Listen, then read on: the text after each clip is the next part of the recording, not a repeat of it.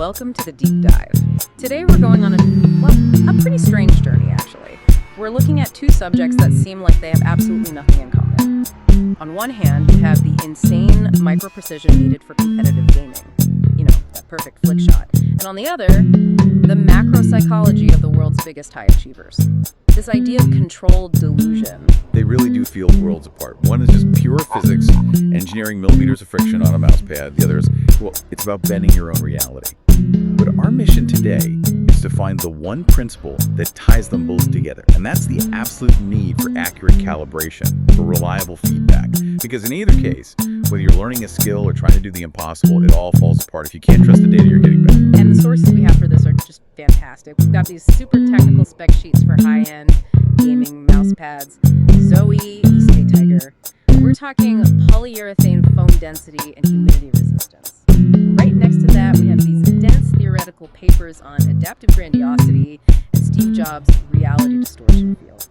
So this is a deep dive into the engineering of both the hardware and the wetware of what it takes to succeed. Let's start small, like micro-scale small. With a gaming mouse, I think for people who aren't deep in esports, it's easy to forget what a modern mouse sensor is. We hear about DPI, polling rates, but at its core, it's basically a tiny, super high-speed camera, a CMOS sensor. It's taking thousands of pictures of the surface right underneath it, lit up by an LED, and it compares those pictures to track movement. Right, and that's the key. That's where the surface becomes everything. Because if that tiny camera is looking at a surface that's inconsistent, blurry, just variable, then even the most expensive sensor, like a Pixar 3D95, is just working with corrupted data. It's like trying to navigate with a map where the scale keeps changing. Exactly. It's useless. And that's why these specialized surfaces exist. They're designed to eliminate every single one of those variables. Okay, so the sources broke these down into what, three main categories? Correct. First, you've got your safest, most popular choice, the cloth pads. They're a woven fabric top, usually on a foamed rubber base. They give you this medium friction, they're comfortable, and they offer really predictable control. So this is for the players who make those big sweeping arm movements. Precisely.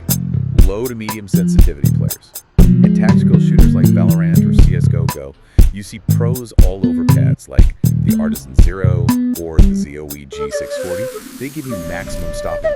But the trade-off is speed. The trade-off is always speed.